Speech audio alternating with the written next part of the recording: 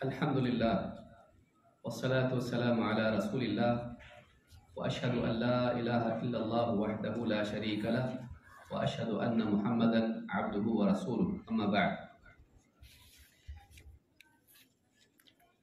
پچھلی مجلس میں باب نمبر 26 میں ہم نے وقت کی قدر کے تعلق سے کچھ باتیں دیکھیں۔ طالب علم کو وقت کی حفاظت کرنا چاہیے اور وقت کو ضائع نہیں کرنا چاہیے۔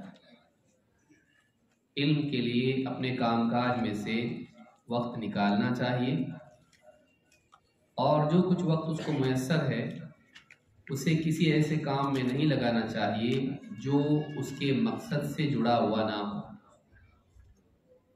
آج کے اس دور میں واٹس ایپ، فیس بک اور اس طرح کی جو سوشل میڈیا ہے یہ ہمارے وقت کا بڑا حصہ کھا جاتا ہے، اور افسوس تب ہوتا ہے جب ہم اس سے فارغ ہوتے ہیں، پھر ارادہ کرتے ہیں کہ آئندہ نہیں کریں گے، لیکن اپنے اس عزم پر قائم نہیں رہ پاتے اور مسلسل سال کا سال گزر جاتا ہے اور ہمارا طریقہ کار اس میں کوئی بدلاؤ نہیں آتا۔ یہ جو وقت ہمارا سوشل میڈیا میں چلا جاتا ہے، یہ وقت اگر ہم کسی کتاب کو دیں تو بہت ممکن ہے کہ ہمارے علم اور ایمان دونوں میں اضافہ ہو، لیکن متفرق باتیں مختلف اوقات میں نہ صرف یہ کہ ہمیں علم نہیں دیتی ہے بلکہ جو ہم نے سیکھا ہے اس میں بھی خلل پیدا کرتی ہے اور کنفیوژن پیدا کرتی ہے۔ اس میں کوئی شک نہیں کہ کوئی نہیں کہے گا کہ آپ اس کو چھوڑ دو، لیکن ایک انسان کو چاہیے کہ اس میں اپنی ضرورت کے بقدر مشغول ہو اور رکنا جانتا ہو۔ یہ نہ ہو کہ ایک کے بعد ایک وہ سوشل میڈیا میں، فیس بک پر اور اسی طرح سے یوٹیوب پر سجیشنز جو یوٹیوب آپ کو دیتا ہے، فیس بک آپ کو دیتا ہے، آپ اس کو ایک کے بعد ایک دیکھتے چلے جائیں اور آپ کو ہوش بھی نہ ہو کہ آپ کا وقت کتنا چلا گیا۔ ایک مومن کو اپنے وقت کا لحاظ رکھنا چاہیے، اس کا خیال رکھنا چاہیے، اس کی حفاظت کرنا چاہیے۔ قیامت کے دن لوگ وقت کے برباد کرنے پر، زندگی کے برباد کرنے پر پچھتائیں گے اور زندگی مانگیں گے۔ اللہ تعالیٰ نے قرآن کریم میں فرمایا وَهُمْ يَصْطَرِخُونَ فِيهَا رَبَّنَا أَخْرِجْنَا نَعْمَلْ صَالِحًا غَيْرَ الَّذِي كُنَّا نَعْمَلْ۔ وہ جہنم میں چیخیں گے، چلائیں گے کہ اے ہمارے رب اس جہنم سے ہم کو نکال دے تاکہ ہم وہ نیک اعمال کر کے واپس آئیں جو اب تک کہ ہم چھوڑتے رہے، ہم نے نہیں کیے، جو ہم نہیں کرتے تھے۔ اللہ تعالیٰ ان سے کہے گا اولم نعمرکم ما یتذکر فیہ من تذکر، کیا ہم نے تم کو اتنی عمر نہیں دی تھی، اتنی زندگی، اتنا وقت ہم نے تم کو نہیں دیا تھا جس میں ہوش میں آنے والا چاہے تو ہوش میں آ جائے، عبرت لینے والا، نصیحت لینے والا اگر ارادہ کرے تو نصیحت مل جائے اسے؟ کیا اتنی عمر ہم نے نہیں دی تھی؟ کافی وقت ملا تھا لیکن عبرت نہیں لیا، نصیحت نہیں لیا، اصلاح نہیں کیا، اپنے اندر سدھار نہیں لایا، اپنے مقصد کے لیے نہیں جیا، توبہ نہیں کیا، رجوع نہیں کیا، وہ عمل نہیں کیا جو کرنا چاہیے تھا۔ اب وقت مانگتا ہے اولم نعمرکم ما یتذکر فیہ من تذکر وجاءکم النذیر، اور تمہیں خبردار کرنے والے بھی تو آئے، تمہیں جگانے والے بھی تو آئے، انبیاء آئے، انبیاء کے وارثین آئے، علماء مبلغین، انہوں نے تم کو جگانے کی کوشش کی، سمجھانے کی کوشش کی، نصیحت کی۔ وجاءکم النذیر، اور ڈرانے والے بھی آئے۔ فذوقوا فما للظالمین من نصیر، تو اب چکھو، اب ظالموں کا کوئی مددگار نہیں، ظالموں کا کوئی مددگار نہیں۔ اب انجام کی دنیا میں تم آ گئے، اب عمل کا موقع مانگتے ہو۔ کاش کہ ہمیں تھوڑی سی زندگی مل جائے تو عمل کریں، زندگی ختم ہو گئی، اتنی زندگی ملی تھی اس میں نہیں کیا، اب کرے گا، اب زندگی نہیں ملے گی۔ تو چکھو فذوقوا فما للظالمین من نصیر، اب چکھو اپنے کیے کا انجام، اللہ کا عذاب ظالموں کا کوئی مددگار نہیں ہے۔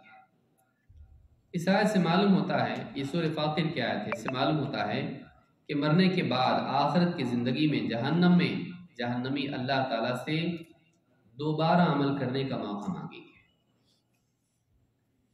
جو آج ہم کو حاصل ہے۔ آج وہی موقع ہم کو حاصل ہے۔ تھوڑی دیر کے لیے فرض کر لیں کہ اگر آج ہو سکتا تھا ہماری جان بچ گئی، ایکسیڈنٹ سے ہم بچ گئے، مرتے مرتے بچ گئے، پھر سے ایک زندگی ہم کو ملی، ہو سکتا تھا ہم مر جاتے، ہو سکتا تھا ہم صبح نیند سے بیدار ہی نہیں ہوتے، تو سب دھرا کا دھرا رہ جاتا، سارے پلانز فیل، زندگی ختم، عمل کا موقع ختم، کچھ نہیں کر سکتے۔ لیکن پھر بھی اللہ نے زندگی دی، آج کا دن ملا۔ آگے زندگی کتنی ہے معلوم نہیں۔ آدمی ٹالتا نہ رہے کہ زندگی نکل جائے اور وہ کچھ کر نہیں پائے۔ آخرت میں جانے کے بعد کسی چیز کا احساس ہوگا اور وہ واپس موقع مانگیں گے، اے اللہ اب زندگی دے دے، دنیا میں بھیج دے، جہنم سے نکال دے، ہم نیک عمل کر کے آتے ہیں۔ اللہ تعالیٰ موقع نہیں دے گا۔ جو موقع وہ لوگ مانگنے والے ہیں، جو موقع جہنم میں جانے کے بعد اللہ سے مانگنے والے، جو ان کو اللہ نہیں دے گا، وہ موقع آج ہم کو اللہ نے دیا ہے، وہ آج بھی ہمارے پاس موقع ہے، ہم کتنا فائدہ اس سے اٹھا رہے ہیں۔ غور کریں، وہی موقع ہمارے پاس ہے۔ اگر تھوڑی دیر کے لیے فرض کر لیا جائے کہ ہم کو واپس بھیج دیا گیا، اگر مرتے تو جہنم میں جاتے، لیکن پھر بھی اللہ نے پھر ایک موقع دے دیا۔ اب بتائیے زندگی کیسی ہونی چاہیے؟ یہ وہی موقع ہے۔ اسی موقع کی بنیاد پر تو آدمی جنتی یا جہنمی بنے گا۔ تو جو پہلے موقع کو ضائع کرتے، دوسرے موقع کے بارے میں کیا امید کی جا سکتی ہے کہ اس کو صحیح استعمال کرے گا؟ وقت کا صحیح استعمال کریں، زندگی کو برباد نہ کریں۔ اس موقع کو آخری موقع جانیں، کیونکہ اس کے بعد کوئی موقع نہیں ہے۔ ایسا سمجھیں یہ آخری موقع ہے، آخری موقع، اس کے بعد کوئی موقع نہیں۔ اس میں بن گئے، نہیں بنے، نہیں بنے، ساری دنیا چلتی رہے گی، آپ چلے جائیں گے، غم کرنے والے تھک جائیں گے، دوبارہ اپنی زندگیوں میں لگ جائیں گے،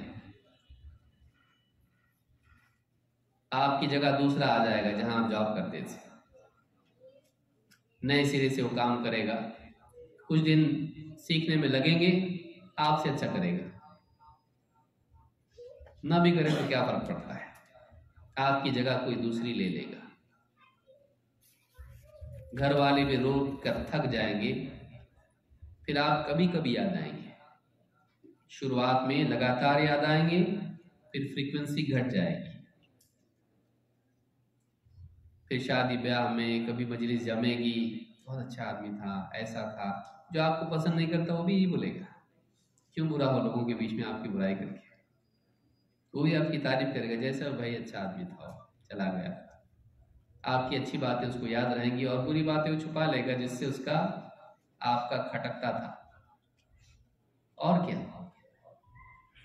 سالوں سال پڑے رہنا ہے، معلوم نہیں کب تک، قیامت تک پڑے رہنا ہے۔ آج زمین کے اوپر ہے، کل زمین کے نیچے ہوں گے۔ کتنے لوگ آئیں گے آپ کی قبر پہ؟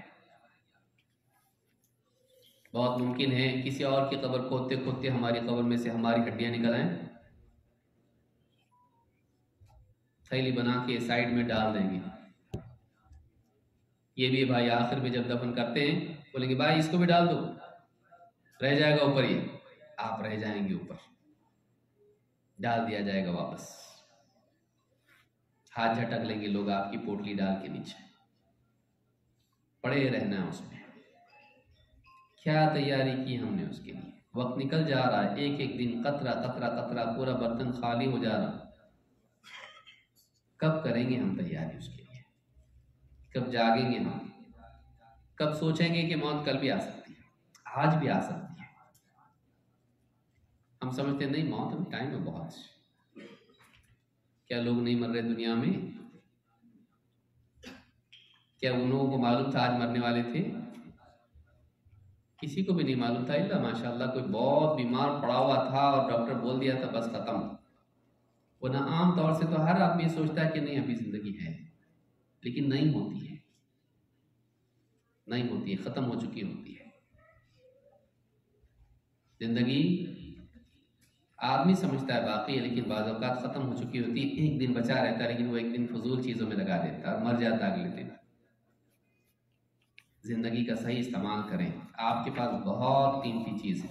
اللہ نے انسان کی ناکامی اور کامیابی کا مدار وقت پر رکھا ہے، اسی لیے اللہ نے جب انسان کے خسارے کا ذکر کیا تو وقت کی قسم کھائی، والعصر ان الانسان لفی خسر، قسم زمانے کی، قسم وقت کی۔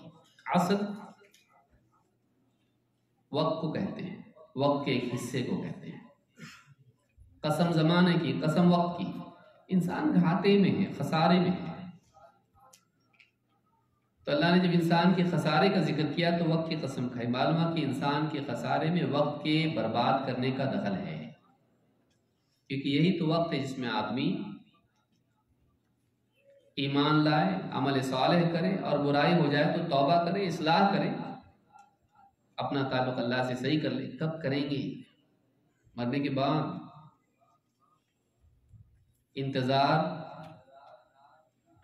انتظار کرتے کرتے وقت آگے آگے آگے ٹالتے ٹالتے ٹالتے موت کا فرشتہ آ جائے گا، وہ آپ کا انتظار نہیں کرے گا، نہیں ابھی ٹھہرو ذرا کام باقی میں ہے، اس کو جو وقت دیا گیا اس پر لے جائے گا۔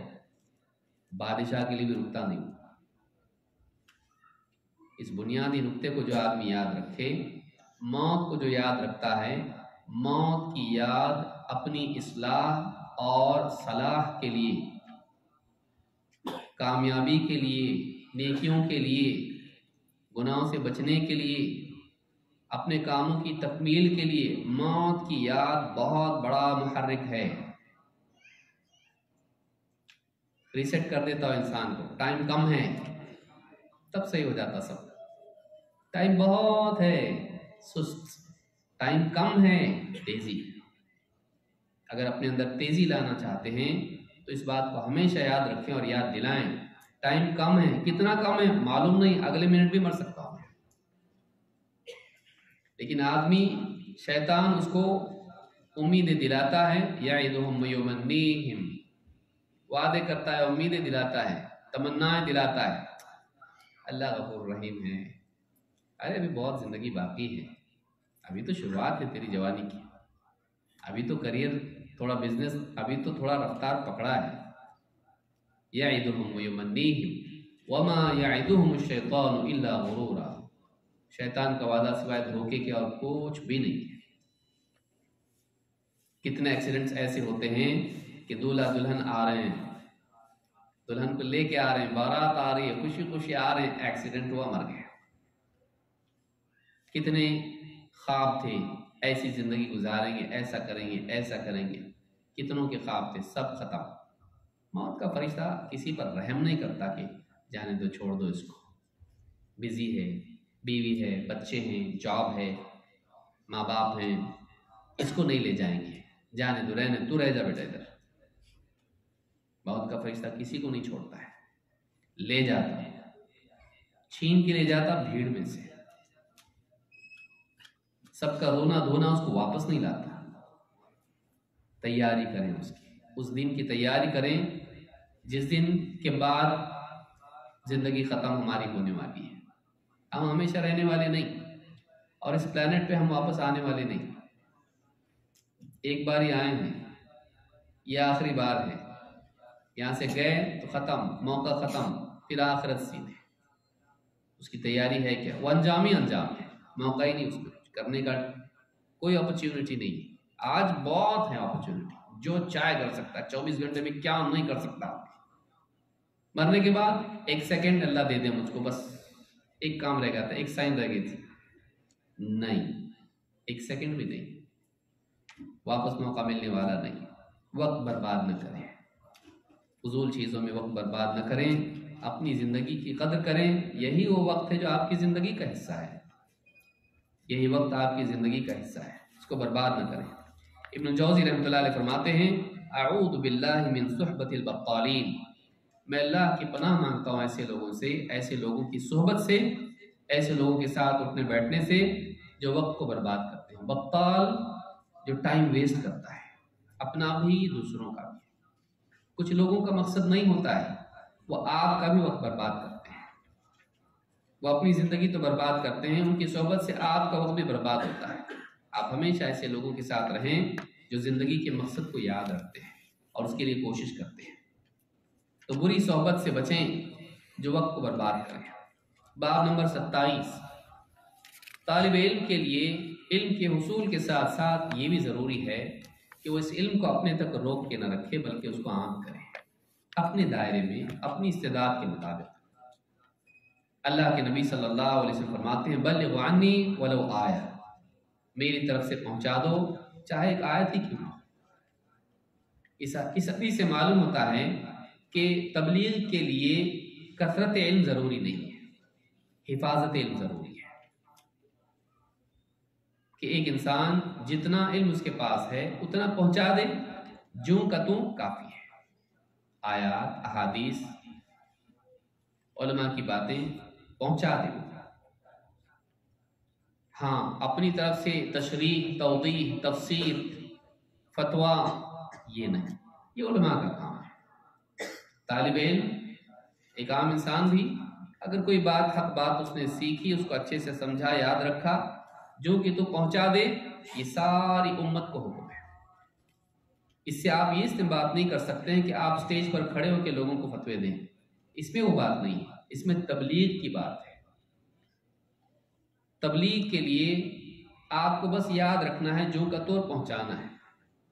نضر اللہ امرأ سمع منا حدیثا فحفظه حتى يبلغه غیرہ، سنا، یاد رکھا اور پہنچا دیا۔ تو یاد رکھنا اس کے لیے ضروری ہے، تبلیغ کے لیے۔ لیکن دعوت کے لیے ایک آدمی لوگوں کو نصیحت کرے، ان کے درمیان کھڑے ہو کر دین کی بات کرے، اسلام کی تشریح کرے، ایسے آدمی کے لیے گہرا علم ضروری ہے، اس کے لیے حکمت ضروری ہے۔ ادعو الی سبیل ربک بالحکمہ، اپنے رب کی طرف دعوت دے، اپنے رب کی راہ کی طرف دعوت دے، حکمت کے ساتھ۔ وہاں حکمت ضروری ہے، بغیر حکمت کے دعوت کے لیے کھڑا ہو جائے گا، الٹا کرے گا، نقصان کرے گا۔ اس کے لیے بصیرت ضروری ہے۔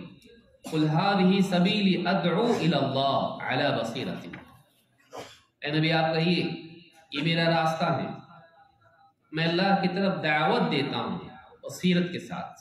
دعوت کے لیے بصیرت ہونا چاہیے، دعوت کے لیے حکمت ہونا چاہیے۔ لیکن تبلیغ کے لیے قدرے دونوں ایک اشتراک اس میں ہے، لیکن فرق ہے تھوڑا، اس لیے لوگ کنفیوز ہو جاتے ہیں، کریں نہیں کریں، کون کرے، کتنا کرے۔ جتنا آپ نے سیکھا ہے اس کو پہنچانا جوں کا توں ہر آدمی کر سکتا ہے، بشرطے کہ اس میں ملاوٹ نہ کرے، جوں کا توں پہنچائے۔ لیکن اسلام کا نمائندہ بن کر لوگوں کو اسلام کی توضیح کرنے کے لیے اور اسلام کے مفاہیم لوگوں کو سکھانے کے لیے آدمی کھڑا ہوتا ہے، تو ایسے آدمی کے لیے ضروری ہے کہ اس کے پاس گہرا علم ہو۔ بعض لوگ شروعات تبلیغ سے کرتے ہیں اور پھر جب مشہور ہو جاتے ہیں تو پھر ایسے مسائل میں بھی بولنے لگتے ہیں جو ان کے دائرے کے باہر ہیں، اور وہیں سے ان کا زوال اور لوگوں کی گمراہی شروع ہوتی ہے۔ یہ اپنا دائرہ یاد رکھنا ضروری ہے۔ تو طالب علم بھی علماء کی ماتحتی میں یہ کام کریں، تبلیغ کریں، لیکن اپنے دائرے میں۔ یہ نہ ہو کہ وہ مفتی بن کے کھڑا ہو جائے، یہ نہ ہو کہ وہ آیات اور احادیث سے استنباط کر کے اجتہاد کرنے لگ جائے۔ اکثر لوگ یہ غلطی کرتے ہیں، یہ نہیں ہونا چاہیے۔ گہرا علم آنے کے بعد یہ ہو سکتا ہے، اس سے پہلے نہیں۔ سلیم بن عامر رحمہ اللہ کہتے ہیں کنا نجلس الی ابی امامۃ الباہلی، ہم ابو امامہ الباہلی رضی اللہ تعالیٰ عنہ کے پاس بیٹھا کرتے تھے، ان کی مجلس میں شریک ہوتے، حاضر ہوتے۔ وَيُحَدِّثُنَا حَدِيثًا كَثِيرًا، تو ہمیں بہت سی حدیثیں بیان کرتے ہیں، اور رسول اللہ صلی اللہ علیہ وسلم، اللہ کے رسول صلی اللہ علیہ وسلم سے۔ فَإِذَا سَكَتَ، جب حدیثیں بیان کرنے سے خاموش ہو جاتے، حدیثیں بیان کر دیتے بہت سی حدیثیں، قال اعقلتم، سمجھ لیا، محفوظ کر لیا، ابلغوا عنا کما ابلغتم، جیسے تم تک پہنچایا گیا ہے نا تم بھی ہماری طرف سے دوسروں تک پہنچا دو، علم کو دوسروں تک پہنچاؤ، لیکن جتنا سنا ہے اتنا ہی، جیسا سنا ہے ویسا ہے، اضافہ کر کے توڑ مروڑ کے اپنے فہم کے مطابق بنا کے نیا کچھ تو نہیں، جو ہے وہ پہنچانا۔ امانت بھی ضروری ہے، علم میں امانت داری ضروری ہے، تو تبلیغ کرنا چاہیے، شوق ہونا چاہیے۔ بعض اوقات انسان کے پاس علم ہوتا ہے لیکن گھر والوں کو بھی نہیں بتاتا، پاس پڑوس کو، دوست احباب کو نہیں بتاتا، تو جہاں اس کا دائرہ ہے، جو لوگ اس کی بات مان سکتے ہیں، سن سکتے ہیں، ان تک بات پہنچانا چاہیے، علم کو روک کے نہیں رکھنا چاہیے۔ اللہ تعالیٰ قرآن کریم میں فرماتا ہے ان الذین یکتمون ما انزلنا من البینات والہدی من بعد ما بیناہ للناس فی الکتاب اولئک یلعنہم اللہ ویلعنہم اللاعنون، یقیناً وہ لوگ جو چھپا جاتے ہیں ہماری ما انزلنا من البینات والہدی، جو ہم نے دلیلیں، حق کی دلیلیں اور ہدایت کی باتیں، رہنمائی ہم نے کتاب میں نازل کی ہیں، انہیں چھپا جاتے ہیں جبکہ ہم نے انہیں کتاب میں ان کی وضاحت کر دی ہے۔ ما بیناہ للناس فی الکتاب، ان کا کیا حال ہے جو حق واضح ہونے کے بعد بھی حق جان کے بھی لوگوں سے، اس کے اہل سے، حقداروں سے چھپاتے ہیں۔ اولئک یلعنہم اللہ، ایسے لوگوں پر اللہ لعنت کرتا ہے، وَيَلْعَنُهُمُ اللَّاعِنُونَ، اور لعنت کرنے والے سب ان پر لعنت کرتے ہیں۔ إِلَّا الَّذِينَ تَابُوا وَأَصْلَحُوا وَبَيَّنُوا فَأُولَئِكَ أَتُوبُ عَلَيْهِمْ وَأَنَا التَّوَّابُ الرَّحِيمُ، ہاں مگر وہ لوگ جو اپنے اس برے کام سے توبہ کریں اور اپنے حال کی اصلاح کریں اور چھپائے ہوئے کو لوگوں کے سامنے عام کریں، بیان کریں، تو ایسے ہی لوگ ہیں جن کی توبہ میں قبول کرتا ہوں، اور میں بڑا توبہ قبول کرنے والا، رحم کرنے والا ہے۔ معلوم کہ علم کا چھپانا ایک جرم ہے، اور اس جرم کی سزا میں اللہ تعالیٰ کی لعنت کا حقدار آدمی ہو جاتا ہے۔ اللہ کی لعنت کا حقدار ہونے کا مطلب یہ ہے کہ انسان اللہ کی رحمت سے دور ہو جائے۔ کون اتنا جری ہے کہ اسے اللہ کی رحمت کی ضرورت نہ ہو؟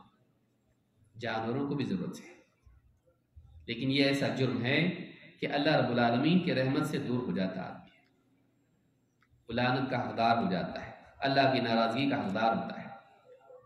علم کو اس کے اہل سے چھپانا گناہ ہے، علم کو اس کے اہل سے چھپانا گناہ ہے۔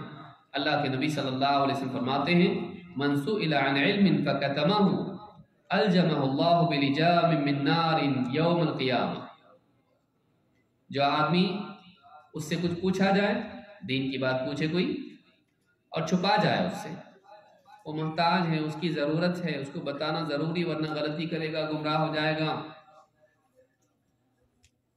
اس سے علم چھپا لے جبکہ اس سے وہ پوچھ رہا ہے، پوچھنے والا ضرورت مند ہے وہ علم کا، حقدار سے علم کو چھپائے، قیامت کے دن اللہ تعالیٰ آگ کی لگام اس کے منہ میں لگا دے گا۔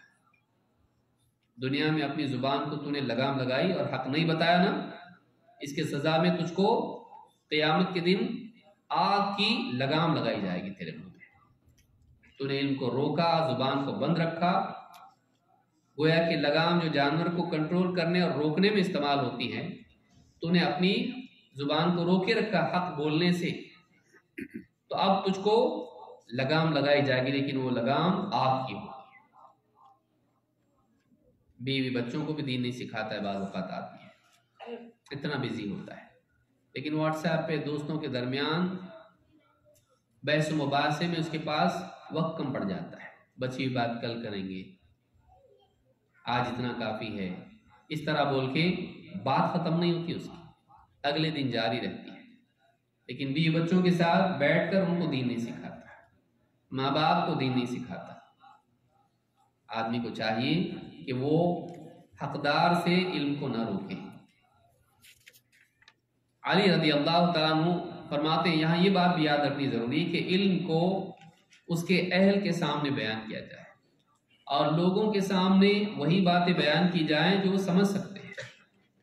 علی رضی اللہ تعالیٰ فرماتے ہیں حدث الناس بما يعرفون اتحبون ان يكذب الله ورسوله، لوگوں کے سامنے وہی بیان کرو جس کو وہ سمجھ سکیں۔ کیا تم یہ چاہتے ہو کہ اللہ اور اس کے رسول کو جھٹلایا جائے، اللہ اور اس کے رسول کی بات کا انکار کیا جائے؟ لوگوں کے سامنے وہی بیان کرو جس کو وہ سمجھ سکیں۔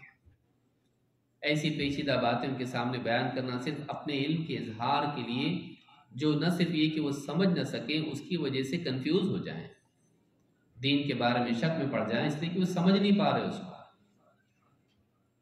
تو ایسی باتیں جو بہت اختلافی مسائل ہوں، عقیدے کی باریکیاں ہوں، یا ایسی باتیں جو ان کے لیے قابل فہم نہیں ہیں عمر کی وجہ سے یا کم علمی کی وجہ سے، ایسی باتیں ان کے سامنے بیان کرنا بس اس وجہ سے، اس چیز کے بتانے کے لیے کہ دیکھو میں کتنی باریک باتیں جانتا ہوں، کتنی باتیں میں اختلافی جانتا ہوں، پیچیدہ کر دینا ان کے سامنے نہیں، لوگوں کو سادہ کر کے سمجھانا دی، یسروا ولا تعسروا، آسان کرو مشکل مت بناؤ، لوگوں کو دین کی بات آسان کی جائے اور آسان سے مشکل کی طرف آدمی جائے۔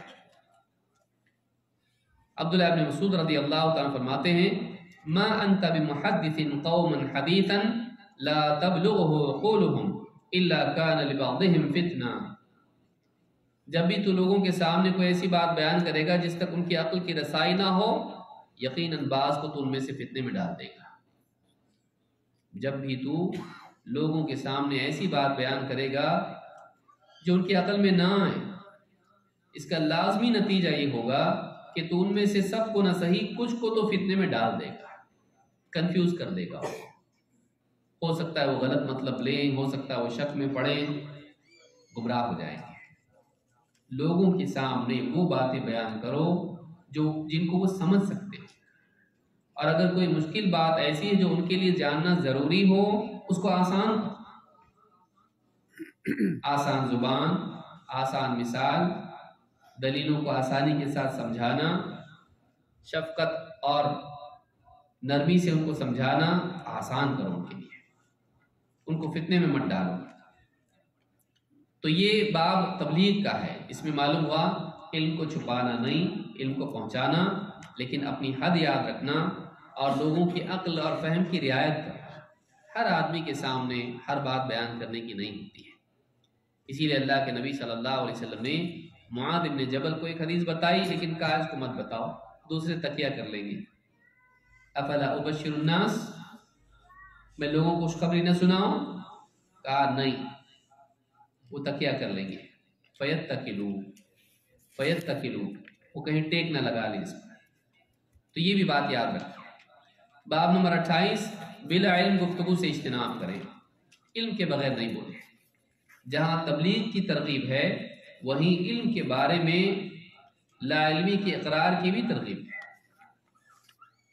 اور بغیر علم کے بولنے کی ترہیب ہے، ڈانٹ ہے اس پر۔ ابن تیمیہ رحمۃ اللہ علیہ فرماتے ہیں، وَمَن تَكَلَّمَ فِي الدِّينِ بِلَا عِلْمٍ كَانَ كَاذِبًا وَإِنْ كَانَ لَا يَتَعَمَّدُ الْكَذِبَ، جو آدمی دین کے معاملے میں بغیر علم کے بات کرے گا وہ جھوٹا قرار پائے گا، چاہے جھوٹ بولنے کی اس کی نیت نہ رہی ہو، کیونکہ غلط بات، ناحق بات، حق کے برخلاف بات کو ہی تو جھوٹ بولتے ہیں۔ تو اگر واقعی وہ بات حق نہیں ہے اور غلط ہے اور یہ بولے گا بلا تحقیق، تو وہ دین میں جھوٹ بولنے کا مرتکب ہوگا۔ تحقیق کے ساتھ ہونا چاہیے، آدمی بغیر علم کے بات نہ کرے۔ اللہ کے نبی صلی اللہ علیہ وسلم نے آخری زمانے میں گمراہی کے اسباب میں سے یہی بتایا کہ کچھ لوگ بغیر علم کے اپنی رائے سے دین میں بولنے لگیں گے۔ آپ فرماتے ہیں، ان اللہ لا يقبض العلم انتزاعا ينتزعه من العباد، اللہ تعالیٰ علم کو ایسے نہیں اٹھائے گا کہ لوگوں سے بالکل ایک دم سے چھین لے، ولكن يقبض العلم بقبض العلماء، بلکہ علم کو اللہ اٹھائے گا علماء کی وفات کے ذریعے سے، ایک ایک کر کے علماء کو اٹھاتا جائے گا، ان کی موت سے علم بھی ان کے ساتھ چلا جائے گا۔ حتی اذا لم يبق عالما اتخذ الناس رؤوسا جہالا، یہاں تک کہ عالم باقی نہیں رہیں گے تو لوگ جاہلوں کو اپنا سردار بنا لیں گے۔ فسئلوا فافتوا بغیر علم فضلوا واضلوا، ان نیم حکیموں سے، کم علموں سے، آدھے عالموں سے عالم نما سے لوگ دین کی باتیں پوچھیں گے، اور وہ کیا کریں گے؟ چونکہ علم ہوگا نہیں، لیکن پوچھنے والا ہے تو خالی ہاتھ تو نہیں لوٹانا چاہیے۔ وَأَمَّا السَّائِلَ فَلَا تَنْهَرْ، کچھ تو دیں گے۔ بہت سارے آپ دیکھیں جو سٹیج پر کھڑے ہونے والے ہوتے ہیں، سوال کچھ بھی پوچھو جواب دیں گے، خالی ہاتھ نہیں بھیجیں گے، چاہے کتنا ہی عقل سے بنا کے اسی جگہ تعمیر کر کے کیوں نہ دیا جائے۔ یہ طریقہ سلف کا نہیں ہے۔ جو آدمی اپنی لا علمی کا اعتراف نہ کر سکتا ہو، اسے علم کے بارے میں بولنے کا حق نہیں ہے۔ ایسے لوگ کھڑے ہوں گے جو جاہل ہوں گے، لیکن لوگ ان کو، چونکہ ایک دم جاہل کو کوئی سردار بناتا، تھوڑا بہت ان کو معلوم ہے، اندھوں میں کانا راجا، ہم کو نہیں آتا کچھ بھی، ان کو تھوڑا آتا، وہ تھوڑا والا جو ہے وہ خطرناک ہوتا ہے۔ بعض وہ لوگ جو کہتے ہیں جو جتنا جانتا ہے اتنے کا عالم، تو الف جانتا تو الف کا عالم ہوگا، یہ کوئی بات نہیں ہے۔ اسی لیے کہا کہ عالم اٹھا لیے جائیں گے۔ معلوم ہوا کہ لوگوں میں عالم ہوں گے، عالم ایک الگ چیز ہے، ورنہ ہر آدمی کچھ نہ کچھ تو جانتا ہی، تو کہ سارے عالم ہو گئے؟ آپ کا پھر بچہ بھی عالم ہو گیا، وہ بھی کچھ نہ کچھ جانتا ہے، یہ بات صحیح نہیں ہے۔ علماء واقعی جو دین کا گہرا علم رکھنے والے ہیں وہ علماء ہیں، باقی پھر یا تو عوام ہے یا طلاب العلم ہے۔ تو ایسے لوگ جن کے پاس علم نہیں ہوگا، لوگ ان کو اپنا سردار بنائیں گے، تو گمراہ بنیں گے کیسے؟ گمراہ ہوں گے کیسے؟ فَأَفْتَوْا بِغَيْرِ عِلْمٍ، وہ بغیر علم کے فتوے دیں گے۔ معلوم ہے کہ گمراہی آتی ہے دو چیزوں سے، ایک علماء کی قلت سے، علماء بہت ضروری ہے، علماء نہ ہوں تو گمراہی آتی، گویا کہ وہ دروازہ ہیں جو گمراہی کو روکے رہتے ہیں، وہ باندھ کی طرح روک کے رکھتے ہیں گمراہی، جب وہ چلے جاتے ہیں تو گمراہی آ جاتی ہے، پھیل جاتی ہے۔ اور دوسرے گمراہی پھیلتی ہے نااہل کے دین کے معاملات میں گفتگو کرنے سے، جو آدمی لائق نہیں بولنے کی وہ بولے، اس لیے علماء بولتے ہیں لو سکت الجاہل انتہى الخلاف، جاہل اگر صرف چپ رہے تو اختلافات ختم ہو جائیں گے بہت سارے۔ یہ جاہلوں کے بولنے کی وجہ سے اتنے سارے اقوال بنے ہوئے ہیں، لوگ کنفیوز اسی لیے ہوتے ہیں، یہ کرنا کہ وہ کرنا، وہ کرنا کہ یہ کرنا، اس لیے کہ ایسے ایسے لوگوں نے بولا ہوتا ہے جن کو بولنا نہیں چاہیے۔ اور ایک آدمی اگر حجت میں خاموش ہو جائے تو مسئلہ ہی ختم ہو جاتا ہے، لیکن وہ چپ نہیں بیٹھتا، کبھی بولتا ہو بحث میں، کبھی جاہل چپ نہیں بیٹھتا۔ جو جہل مرکب کا شکار ہوتا ہے وہ بولتا ہی ہے، لڑتا ہی، وہ بات پیچھے لیتا ہی نہیں اپنی گاڑی، یہ بڑا مسئلہ ہے۔ تو جاہل لوگ جب فتوے دینے لگیں گے گمراہی آئے گی۔ ایک روایت میں ہے وَيَبْقَى نَاسٌ جُهَّالٌ يُسْتَفْتَوْنَ فَيُفْتُونَ بِرَأْيِهِمْ فَيُضِلُّونَ وَيَضِلُّونَ، جاہل لوگ باقی رہ جائیں گے جنہیں فتویٰ پوچھا جائے گا تو اپنی رائے سے فتوے دیں گے، قرآن و سنت کی دلیلوں کی بنیاد پر نہیں، سلف کے آثار کی بنیاد پر نہیں، اپنی رائے سے۔ میرے خیال میں ایسا نہیں، ایسا ہونا چاہیے۔ فَيُضِلُّونَ وَيَضِلُّونَ، وہ دوسروں کو بھی گمراہ کریں گے، خود بھی گمراہ ہوں گے۔ اس معاملے میں آپ دیکھیے سلف کا طریقہ کیا تھا۔ مسروق رحمہ اللہ کہتے ہیں دخلنا علی عبد اللہ بن مسعود قال یا ایھا الناس من علم شیئا فلیقل به ومن لم يعلم فلیقل اللہ اعلم۔ ابن مسعود نے کہا اے لوگو، جو کوئی علم کی بات جانتا ہو اسے بیان کرے، اور جو نہیں جانتا ہو وہ صاف کہہ دے کہ اللہ بہتر جانتا ہے۔ یہ جو علماء کہتے ہیں نا کہ اللہ اعلم، یہ کیوں کہتے ہیں؟ بھئی ہم کو نہیں معلوم، اللہ بہتر جانتا ہے۔ اللہ اعلم کہتے فَإِنَّ مِنَ الْعِلْمِ أَن يَقُولَ لِمَا لَا يَعْلَمُ اللہ اعلم، کہ یہ بھی علم کی بات ہے، یہ بھی انسان کے علم کی دلیل ہے کہ جس چیز کو نہیں جانتا ہے اس کے بارے میں صاف کہہ دے کہ اللہ بہتر جانتا ہے، اللہ اعلم۔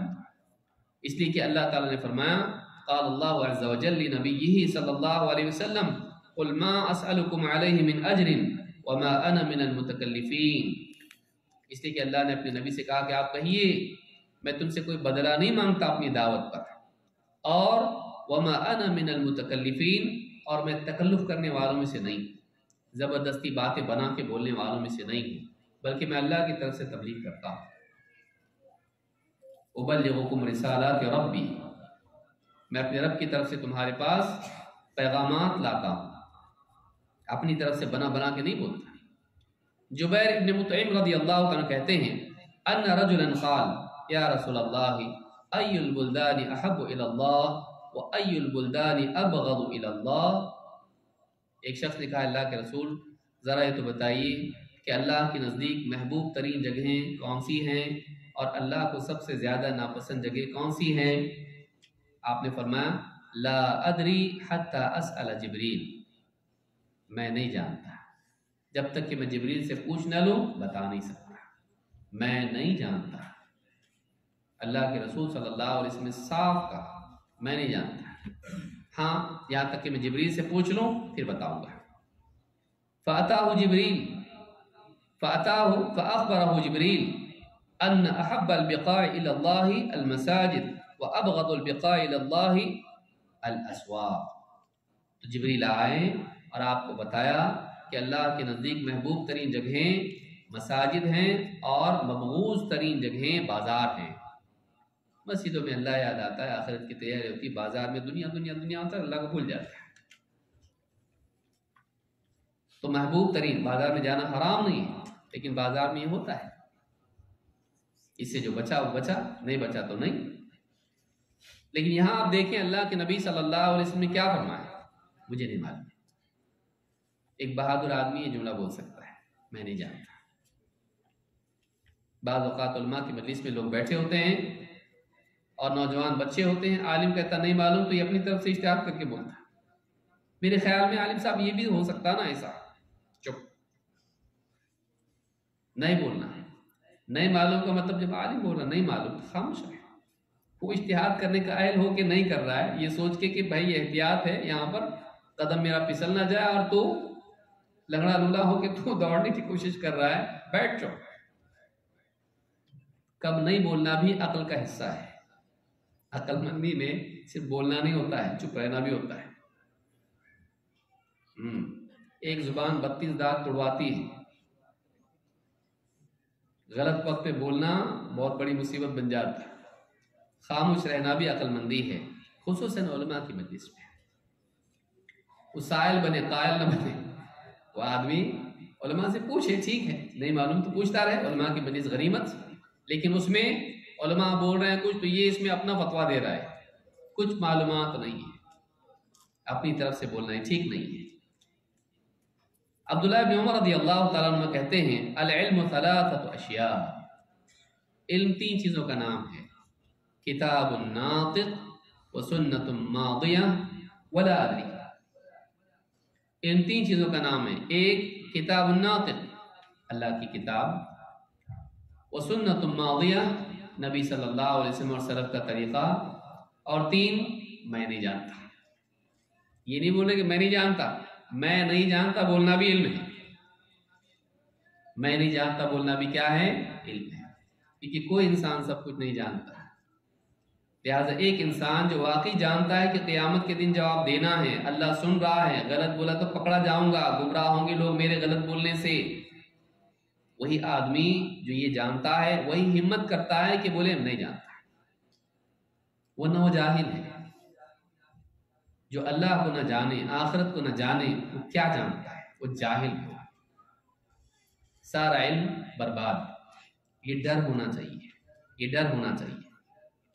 باب نمبر 29، خواہش نفس کی بجائے علم کی پیروی کرنا۔ بعض اوقات علم آ جاتا ہے، حق معلوم ہوتا ہے، لیکن انسان اس کی پیروی نہیں کرتا ہے۔ اکثر اہل بدعت میں یہ چیز دیکھنے میں آتی ہے، ان کو اہل ہوا اسی لیے کہا جاتا ہے کہ وہ خواہشات کی پیروی کرتے ہیں علم آ جانے کے بعد بھی۔ ابن القیم رحمۃ اللہ علیہ فرماتے ہیں وَأَمَّا الْهَوَىٰ فَهُوَ مَيْلُ النَّفْسِ إِلَى الشَّيْءِ، ہوا خواہش آدمی کے نفس کا کسی چیز کی طرف مائل ہونا، اس کو کہا جاتا ہے۔ وَفِعْلُهُ هَوِيَ يَهْوَى هَوًا مِثْلُ عَمِيَ يَعْمَى عَمًا۔ اس کا فعل جو ہے انہوں نے بتایا کہ عربی زبان میں اس کا کیسے الفاظ بنتے ہیں اس کے۔ وَأَمَّا هَوَى يَهْوِي بِالْفَتْحِ فَهُوَ السُّقُوط.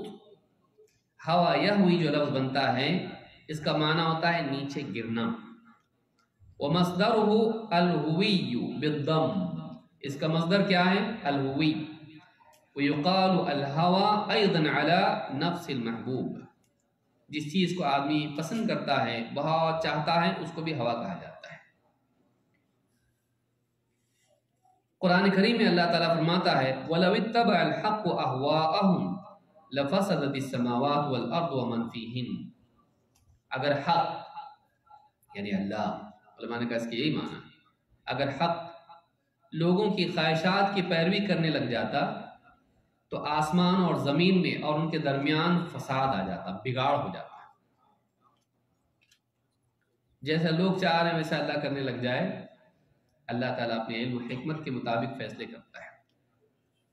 لیکن لوگ جو چاہ رہے ہیں بارش ہمارے ہاں ادھر نہیں ہو، ہم کو زیادہ یہ ملے ان کو نہ ملے، انسان کی بنیاد پر اللہ اگر فیصلے کرنے لگ جائے، اگر ایسا ہوتا تو کیا ہوتا؟ آسمان و زمین میں فساد برپا ہو جاتا. اسی بات معلوم ہوتی ہے کہ خواہشات کی اتباع سے فساد آتا ہے. آسمان و زمین میں فساد آ جاتا ہے تو سارے فساد کی جڑ کیا ہے؟ خواہشات کی اتباع، خواہش نفس. ابن کثیر رحمۃ اللہ علیہ فرماتے ہیں قال مجاہد و ابو صالح و سدی الحق هو اللہ عز وجل. اس آیت میں کہتے ہیں کہ مجاہد، ابو صالح، سدی کہتے ہیں، یہ مفسرین ہیں، ان کے اقوال علماء ذکر کرتے ہیں، یہاں پر حق سے مراد اللہ عز وجل ہے. اگر اللہ ان کی خواہشات کی مطابق کرنے لگ جاتا تو آسمان و زمین میں فساد آ جاتا ہے. والمراد لو اجابهم الله الى ما في انفسهم من الهوى وشرع الامور على وفق ذلك لفسدت السماوات والارض ومن فيهن. کہ اللہ تعالیٰ ان کی خواہشات کے مطابق فیصلے کرنے لگ جاتا اور شریعت کے احکام اس کے مطابق نافذ کرتا، اس کے مطابق دیتا، شریعتیں مقرر کرتا لوگوں کی چاہتوں کے حساب سے، تو آسمانوں میں اور زمین میں اور ان کے درمیان ساری چیزوں میں فساد آ جاتا. ای لفساد اہوائہم واختلافها. ان کی خواہشات کے بگاڑ کی وجہ سے. کچھ بھی چاہتا آدمی، انسان کچھ بھی چاہتا ہے، الٹا پلٹا کچھ بھی مانگ لیتا اللہ سے، بعد میں ہوتا اچھا نہیں ملا. جب اللہ نہیں دیتا بعض اوقات پریشان ہو کے کیا ہوتا ہے اللہ موت دے دے، بعد میں ڈرتا ہے کہ کہیں واقعی تو نہیں آ جائے گی موت، کیونکہ وہ ایموشنل تھا. کبھی بچوں پہ ملامت کر دیتا ہے، برباد ہو جاؤ تم لوگ، بعد میں سوچتا ہے کہ نہیں ہونا چاہیے. انسان ایسا ہے، جذبات میں آ کے کچھ بھی کر دیتا ہے، کچھ بھی بولتا ہے. اگر ان کی خواہشات کے مطابق اللہ تعالیٰ فیصلے کرنے لگ جاتا تو آسمان و زمین میں فساد آ جاتا ہے. کیوں؟ ان کی خواہشات بھی فساد والی ہیں اور ان کی اتنی خواہشات ہیں کہ سب میں اختلاف ہے، کوئی ہاں تو کوئی نہ ہے. کس کے مطابق فیصلہ کیا جائے؟ سنت سے اعراض خواہش نفس کی پیروی ہے. خواہش کی پیروی کیا ہے؟ نبوی علم سامنے آ جانے کے بعد بھی آدمی اپنی رائے سے چلے. نبوی علم کو قبول نہ کرنا خواہش کی بنیاد پر ہوتا ہے. اللہ نے فرمایا فَإِن لَّمْ يَسْتَجِيبُوا لَكَ. اے نبی اگر یہ آپ کی دعوت کو قبول نہیں کرتے، فَاعْلَمْ تو آپ اچھی طرح اس بات کو جان لیں ان انما يتبعون اهواءهم کہ یہ اپنی خواہشات کی پیروی کر رہے ہیں. وَمَنْ أَضَلُّ مِمَّنِ اتَّبَعَ هَوَاهُ بِغَيْرِ هُدًى مِّنَ اللَّهِ. اور اس سے بڑھ کے گمراہ اور کون ہو سکتا ہے جو اللہ کی رہنمائی کے بغیر ہی خواہشات کی پیروی کرنے لگ جائے، یا اللہ کی رہنمائی کو چھوڑ کے خواہشات کی پیروی کرنے لگ جائے، یا اللہ کی رہنمائی کے روشنی سے محروم ہو کر خواہشات کی پیروی کرنے لگ جائے. ان اللہ لا یہدی القوم الظالمین. اللہ تعالیٰ ظالموں کو رہنمائی نہیں دیتا ہے، منزل مقصود تک نہیں پہنچاتا، ہدایت نہیں دیتا ان کو. یہاں معلوم ہوا کہ اے نبی اگر وہ آپ کی بات کو قبول نہیں کرتے تو اس کی بنیاد اور وجہ یہی ہے کہ وہ خواہشات کی پیروی کرتے ہیں. معلومات کی خواہشات کی پیروی اور چیز ہے، سنت کی اتباع اور نبوی علم کی قبولیت میں معنی خواہشات کی پیروی ہوتی ہے. اسی لیے علماء نے سنت کے بالمقابل بدعت کو رکھا تو اس کو ہوا کہا اور بدعتیوں کو اہل اہوا کہا. کیوں؟ اس لیے کہ سنت کے بارے میں اللہ نے خود فرمایا کہ جو سنت چھوڑ کے اور کچھ کر رہا ہے وہ ہوا کی وجہ سے کر رہا ہے، وہ صاحب ہوا ہے۔ حق آنے کے بعد کیا ہے پھر؟ فماذا بعد الحق الا الضلال، حق کے آ جانے کے بعد پھر گمراہی کے سوا رہ کیا جاتا ہے؟ اگر آدمی حق کو نہ مانے تو گمراہی ہے۔ بھئی جو راستہ جنت کی طرف جاتا ہے وہ ایک ہی ہے، وہ راستہ چھوڑ کے کوئی بھی راستہ چلے گمراہی تو ہے، منزل پہ نہیں پہنچے گئے۔ نبوی راستے کو اپنائے بغیر نجات ممکن نہیں۔ اسی طرح سے خواہش نفس کی بجائے حق کے مطابق فیصلہ کرنے کا اللہ نے حکم دیا ہے۔ اللہ نے فرمایا یا داؤد انا جعلناک خلیفۃ فی الارض فاحکم بین الناس بالحق ولا تتبع الهوى فیضلک عن سبیل اللہ ان الذین یضلون عن سبیل اللہ لهم عذاب شدید بما نسوا یوم الحساب۔ بہت پیاری آیت ہے، پورا ایک خطاب اس کے لیے ہونا چاہیے۔ یا داؤد، اے داؤد، انا جعلناک خلیفۃ فی الارض، ہم نے تم کو زمین میں خلیفہ مقرر کیا ہے۔ فاحکم بین الناس بالحق، لوگوں کے درمیان فیصلہ کرو تو حق سے کرنا، حق کے مطابق کرنا۔ ولا تتبع الهوى، اور ہاں خواہشات کی پیروی نہ کرنا۔ فیضلک عن سبیل اللہ، کہ کہیں یہ خواہشات تمہیں اللہ کی راہ سے بھٹکا نہ دیں۔ ان الذین یضلون عن سبیل اللہ لهم عذاب شدید، جو لوگ اللہ کی راہ سے بھٹک جاتے ہیں ان کے لیے بڑا سخت عذاب ہے۔ کیوں؟ بما نسوا یوم الحساب، اس لیے کہ وہ حساب کے دن کو بھول گئے۔ حساب کے دن کو بھولنے کی وجہ سے انسان اللہ کی راہ سے بھٹک جاتا ہے، اور خواہشات کی پیروی کی وجہ سے انسان عدل و انصاف نہیں کر پاتا ہے۔ یہ خواہشات کی پیروی ہے جس کی وجہ سے انسان لوگوں کے درمیان حق کے مطابق فیصلہ نہیں کر پاتا ہے۔ خواہش نفس کی مخالفت، یعنی آپ یہاں دیکھیں اللہ نے حق اور خواہش دونوں کو الگ کیا اور فیصلہ کرنے کے لیے کہا کہ ہمیشہ حق کے مطابق فیصلہ کرنا۔ فاحکم بین الناس بالحق ولا تتبع الهوى، اور خواہش کی اتباع مت کرنا، خواہش کی پیروی مت کرنا، کیونکہ خواہش کی پیروی کرنے والے، خواہش کی پیروی کیا کرتی ہے؟ اللہ کے راستے سے بھٹکا دیتی ہے، اور اللہ کے راستے سے بھٹکنے والا جہنم میں چلا جاتا ہے۔ خواہش نفس کی مخالفت پر اللہ نے انعام کا وعدہ کیا ہے۔ وَأَمَّا مَنْ خَافَ مَقَامَ رَبِّهِ وَنَهَى النَّفْسَ عَنِ الْهَوَى فَإِنَّ الْجَنَّةَ هِيَ الْمَأْوَى، اور جو شخص اپنے، اب یہ بھی آیت بڑی جامع ہے، اس میں ترتیب ہے۔ اللہ نے فرمایا تو جو شخص اپنے رب کے سامنے کھڑا ہونے سے ڈرتا رہا، قیامت کے دن کی پیشی سے ڈرتا رہا، اللہ کو جواب دینا ہے زندگی کا، کھڑے ہو کے قیامت کے میدان میں حشر میں جواب دینا ہے، اس سے ڈرتا رہا، نمبر ایک۔ وَنَهَى النَّفْسَ عَنِ الْهَوَى، اور اپنے نفس کو بری خواہشات سے روکتا رہا۔ فَإِنَّ الْجَنَّةَ هِيَ الْمَأْوَى، تو اس کا ٹھکانہ جنت ہے۔ جنت میں جانے کے لیے بری خواہشات سے، بری چاہتوں سے، بری چیزوں سے بچنا ضروری ہے، لیکن اس سے بچنے کے لیے کیا ضروری ہے؟ اللہ کے آگے جواب دہی کا خوف۔ تو خواہش پرستی سے بچنے کا علاج کیا ہے؟ اللہ کو جواب دینے کا خوف۔ جس کو یقین ہو کہ مالک اکاؤنٹ چیک کرے گا اور اکاؤنٹ میں گڑبڑ نہیں کرتا ہے، اللہ تعالی حساب لے گا، یہ استحضار انسان کے لیے خواہش پرستی سے رکاوٹ بن جاتا ہے۔ تو جو انسان چاہتا ہے کہ خواہش پرستی سے بچے، اس کو چاہیے کہ وہ آخرت کے حساب کو یاد کرے۔ جو چاہتا ہے جنت میں جائے وہ خواہش پرستی سے بچے، جو خواہش پرستی سے بچنا چاہتا ہے وہ حساب کو یاد رکھے۔ باب نمبر 30، علم میں تحریف اور جھوٹ سے اجتناب۔ قرآن کی آیات، اس کی تفسیر، احادیث کے الفاظ، اس کے معانی، اس سے مستنبط احکام، غلط بات کبھی نہیں بولنا دین کے بارے میں، جھوٹ نہیں بولنا دین میں، آیات میں تحریف نہیں کرنا، نہ لفظی نہ معنوی، اس لیے کہ جھوٹ منافقین کی علامات میں سے ہے۔ ایمان کے علامات میں سے نہیں ہے۔ اللہ کے نبی صلی اللہ علیہ وسلم فرماتے ہیں من علامات المنافق ثلاثہ، منافق کے علامات میں سے 3 علامتیں نمایاں ہیں۔ ایک روایت میں ہے آیت المنافق ثلاث وَإِنْ صَامَ وَصَلَّى وَزَعَمَ أَنَّهُ مسلم، منافق کی 3 نشانیاں ہیں، اگرچہ وہ نماز پڑھے، اگرچہ وہ روزہ رکھے، نماز پڑھے اور دعویٰ کرے کہ وہ مسلمان ہے۔ کیا علامات ہیں؟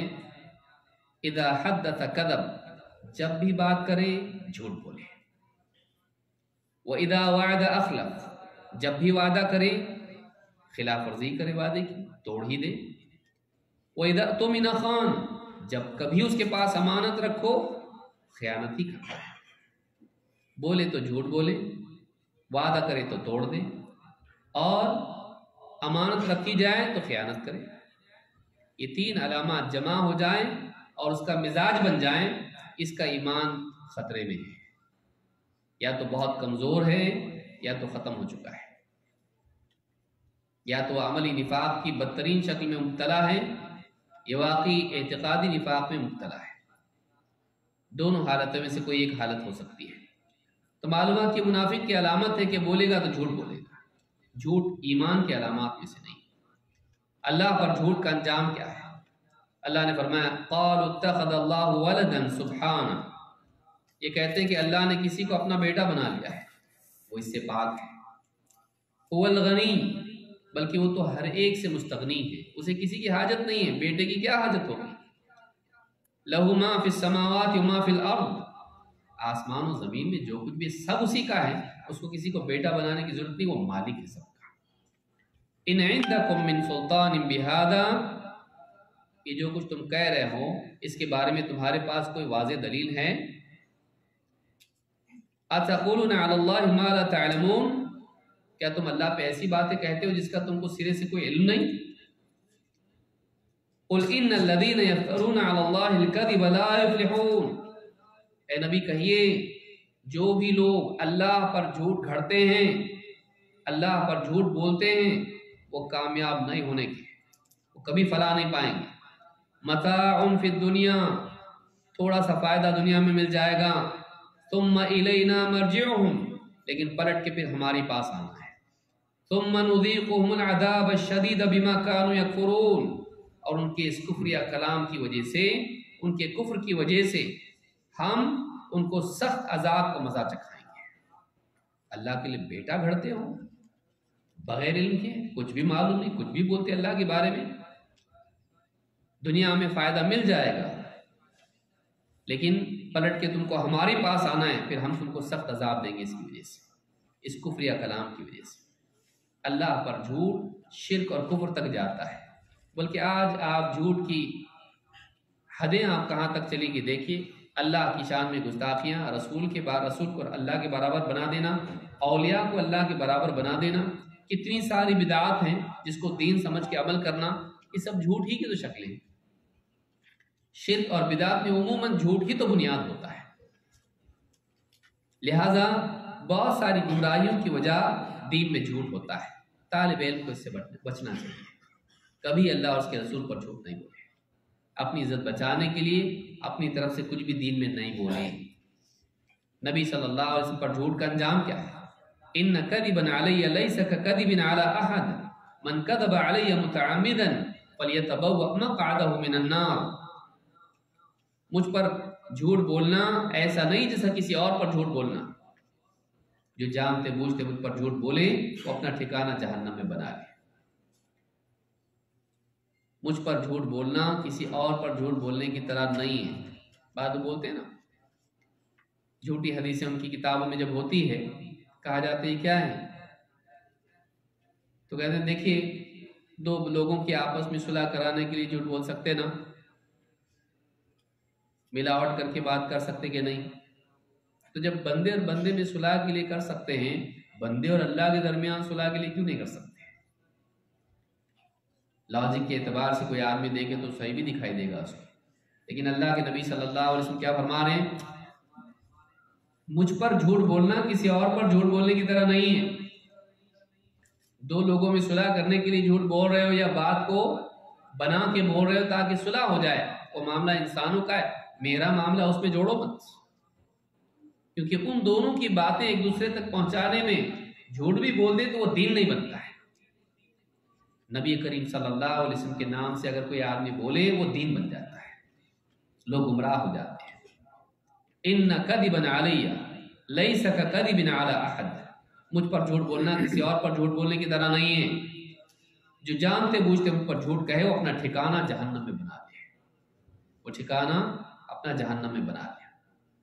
حلال و حرام میں جھوٹ بولنا، اللہ نے فرمایا وَلَا تَقُولُوا لِمَا تَصِفُ أَلْسِنَتُكُمُ الْكَذِبَ هَذَا حَلَالٌ وَهَذَا حَرَامٌ، اپنی زبانوں سے یہی جھوٹ موٹ نہ بول دیا کرو یہ حلال ہے یہ حرام ہے، لِتَفْتَرُوا عَلَى اللَّهِ الْكَذِبَ، اور نتیجے میں اللہ پر جھوٹ گھڑنے کے مرتکب ہو جاؤ۔ إِنَّ الَّذِينَ يَفْتَرُونَ عَلَى اللَّهِ الْكَذِبَ لَا يُفْلِحُونَ، یاد رکھو جو لوگ اللہ پر جھوٹ گھڑتے ہیں وہ کبھی فلاح نہیں پائیں گے، وہ کامیاب نہیں ہوں گے۔ متاع قلیل، دنیا کا تھوڑا سا فائدہ سمیٹ لیں گے، وَلَهُمْ عَذَابٌ أَلِيمٌ، لیکن پھر انجام کا اور ان کے لیے دردناک عذاب ہی ہے۔ یہ حلال یہ حرام اپنی طرف سے فتوے دے دینا، جو آپ کو پسند ہے حرام کیا اور جو آپ کو پسند ہے وہ حلال، اس میں اختلاف ہے۔ بعض علماء حلال بھی بولتے ہیں۔ خواہش پرستی یہاں تک لے جاتی ہے کہ انسان پھر حلال و حرام میں اپنی طرف سے کچھ بھی بولنے لگتا ہے، تو یہ بھی نہیں ہونا چاہیے۔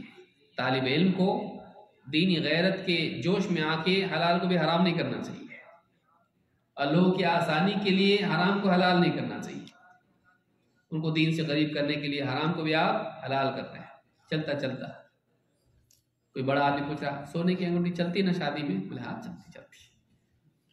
بعض علماء کا یہ بھی قول ہے ہاں نہیں کر سکتے ایسا، حق بات بولنے والا وہ آدمی، جھوٹ نہیں۔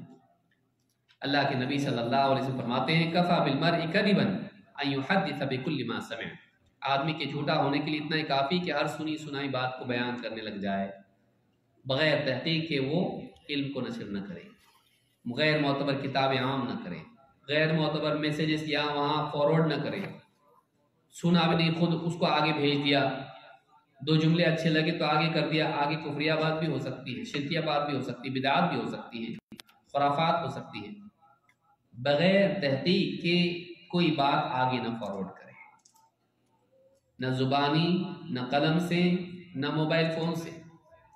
آج بہت ساری گمراہیوں کے پھیلنے کا سبب یہ بنا کہ سیدھے سادے لوگوں نے بلا تحقیق باتیں آگے پیش کر دی۔ نہیں کریں، لوگوں کا بھلا ہوگا۔ برا مت کر، جہالت میں علم عام مت کر، معتبر ذرائع سے لے اور پھر آگے بھیج۔ باب نمبر 31 اور یہ آخری باب ہے، علم اور ایمان کو جمع کرنا۔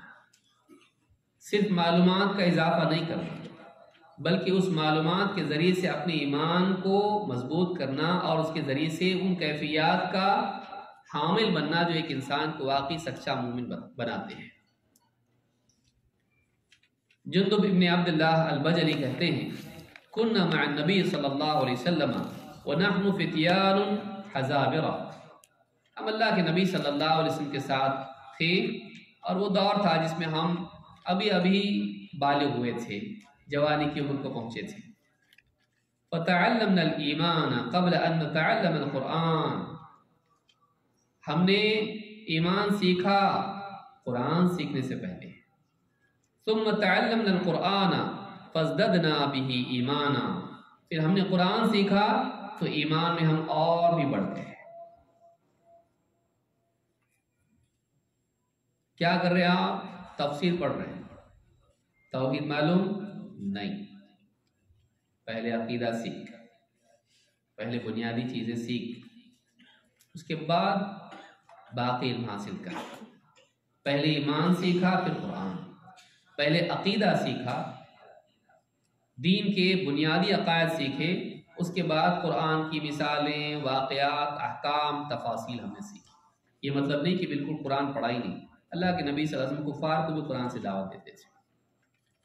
مراد یہ ہے کہ قرآن کا گہرا علم، تفسیر کا گہرا علم، باقی سارے احکام، مثالیں، واقعات، اس کی تفاصیل بعد میں، پہلے عقیدہ۔ پہلے ایمان جو بنیادی چیزیں شہادتین، اس کے معنی معلوم نہیں رہتے لوگوں کو. لا الہ الا اللہ کی کیا قبولیت کی شروط ہیں، اس کے کیا تقاضے ہیں نہیں معلوم. محمد رسول اللہ کے تقاضے کیا ہیں نہیں معلوم. لیکن معلوم ہے کہ الف لام میم میں کتنے اقوال ہیں، فلاں کا یہ قول، فلاں کا یہ قول. کس کو سنا بولتے ہوئے؟ فلاں کو سنا. تفسیر کا شوق لوگوں کو ہوتا ہے، اچھی بات ہے، لیکن عقیدہ آپ کو معلوم نہیں. آپ کو طہارت کے احکام معلوم نہیں اور تفسیر پڑھ رہے آپ. پیشاب پاخانے کے مسائل آپ کو معلوم نہیں ہیں اور آپ تفسیر پڑھ رہے ہیں. اکثر لوگوں میں یہ افراد اور تفرید کا معاملہ ہوتا ہے. انسان کو چاہیے کہ بنیادی چیزوں کو پہلے سیکھے. ہم تدرج کے باب میں اس کو دیکھ چکے ہیں. تو کہا کہ ہم نے پہلے ایمان سیکھا، اس کے بعد ہم نے قرآن سیکھنے سے پہلے ایمان سیکھا، اور جب ہم نے اس طرح سے ایمان سیکھنے کے بعد میں پھر قرآن بھی سیکھا تو اس سے ہمارا ایمان اور بڑھ گیا. امام ابن ماجہ نے اس کو روایت کیا اور حدیث صحیح ہے. قرآن کریم میں اللہ تعالیٰ نے کیا فرمایا؟ قرآن کی بات سن کے کیا بڑھ جاتا؟ علم بڑھ جاتا. علم تو بڑھتا ہی ہے، لیکن اصل مقصود علم نہیں ہے، ایمان ہے. اللہ نے فرمایا انما المؤمنون الذین اذا ذکر اللہ وجلت قلوبهم. ایمان والے تو وہ ہیں کہ جب اللہ کا تذکرہ ان کے سامنے آتا ہے تو ان کے دل دہل جاتے ہیں، دلوں پر کپ کپی طاری ہوتی ہے. وَإِذَا تُلِيَتْ عَلَيْهِمْ آيَاتُهُ زَادَتْهُمْ إِيمَانًا. اور جب ان کے سامنے اللہ کی آیتیں پڑھی جاتی ہیں تو وہ ایمان میں بڑھ جاتے ہیں. وَعَلَىٰ رَبِّهِمْ يَتَوَكَّلُونَ. اور وہ اپنے رب ہی پر توکل کرتے ہیں، بھروسہ کرتے ہیں، اعتماد کرتے ہیں. جب آیتیں پڑھی جاتی ہیں تو علم میں، صرف علم میں نہیں، ایمان میں بڑھتے ہیں. معلوم کہ علم انسان لے، اس کے ذریعے سے اپنے ایمان کو تقویت دے. اللہ نے فرمایا وَإِذَا سَمِعُوا مَا أُنزِلَ إِلَى الرَّسُولِ تَرَىٰ أَعْيُنَهُمْ تَفِيضُ مِنَ الدَّمْعِ مِمَّا عَرَفُوا مِنَ الْحَقِّ يَقُولُونَ رَبَّنَا آمَنَّا فَاكْتُبْنَا مَعَ الشَّاهِدِينَ. جب وہ سنتے ہیں وہ علم، وہ وحی جو رسول کی طرف نازل کی گئی ہے، تو اے نبی آپ دیکھتے ہو کہ ان کی آنکھوں سے آنسو بہتے ہیں، ان کی آنکھیں ڈبڈبا جاتی ہیں. مما عرفوا من الحق، اس وجہ سے کہ وہ حق کو پہچان چکے ہوتے ہیں. یقولون، کہتے ہیں ربنا آمنا. ان کی زبان سے نکلتا ہے جب حق ان کے سامنے آتا ہے، اللہ کی بات ان کے سامنے آتی ہے تو کہتے ہیں اے ہمارے رب ہم ایمان لے آئے. جیسے جیسے علم آتا جائے ایمان بھی اس کے ساتھ حاضر رہے. اللہ کی بات صرف سننے کے لیے نہیں ہے، ماننے کے لیے، یقین کرنے کے لیے، ایمان لانے کے لیے. حق آئے سامنے، حق کو قبول کرے، دل کے دروازے ہمیشہ اس کے لیے کھلے رکھے. ربنا آمنا فاکتبنا مع الشاہدین. اے اللہ ہمیں حق کے گواہوں میں سے تو لکھ دے کہ ہم نے حق کو قبول کیا تھا، اس کی گواہی دی تھی کہ ہاں یہ حق ہے. یہ مزاج ہمارا ہونا چاہیے کہ دین کی بات جب ہمارے سامنے آئے تو صرف معلومات میں اضافہ نہیں ہو، ہمارے ایمان میں اضافہ ہونا چاہیے. یقین کے مراتب ہم طے کرتے چلے جائیں. ہر بات جو قرآن کی سنیں، حدیث کی سنیں، دل ہمارا یقین کرتا چلا جائے اور ہمارے یقین میں اضافہ ہو، ہمارے ایمان میں اضافہ ہو. اللہ تعالیٰ فرماتا ہے وَأَنَّا لَمَّا سَمِعْنَا الْهُدَىٰ آمَنَّا بِهِ. جنات نے بھی کیا کہا؟ ہم نے جب ہدایت کو سنا تو ہم ایمان لے آئے. ہم نے جب ہدایت کو سنا تو اس پر کیا کیا ہم نے؟ ہمارا نالج بڑھ گیا، ہم ایمان لے آئے. ہدایت کی باتیں جب ہمارے سامنے آئیں تو ہمارے ایمان میں اضافہ ہونا چاہیے. یہاں سے ہدایت کی بات آئی، حق بات آئی، یہاں سے ایمان راضی، ایمان تیار، اس پر ایمان لے آنا. اللہ نے دیکھیے حق کے سننے، ہدایت کے سننے پر ایمان کی بات کی ہے. صرف ایمان نہیں، صرف علم نہیں، ایمان بھی. اسی طرح سے آپ دیکھیں اسود ابن ہلال کہتے ہیں، آخری بات، اسود ابن ہلال کہتے ہیں کان معاذ یقول للرجل من اخوانه. معاذ ابن جبل رضی اللہ تعالیٰ عنہ اپنے ساتھیوں سے کہا کرتے تھے اجلس بنا، ذرا بیٹھو تو صحیح ہمارے ساتھ. فلنؤمن ساعة، تھوڑی دیر کے لیے ہم ایمان لے آئیں گے. فیجلسان فیذکران اللہ ویحمدانہ، وہ بیٹھتے اللہ کا ذکر کرتے اور اللہ کی حمد و ثنا کرتے. بیٹھو تھوڑا اللہ کی بڑائی بیان کریں گے، اللہ کا تذکرہ ہوگا، اللہ کی باتوں پر، اس کی نعمتوں پر اس کا شکر ہوگا، اس کی حمد و ثنا ہوگی، اور اللہ کا تذکرہ کرتے تھے۔ اس تذکرے کو کیا کرتے تھے؟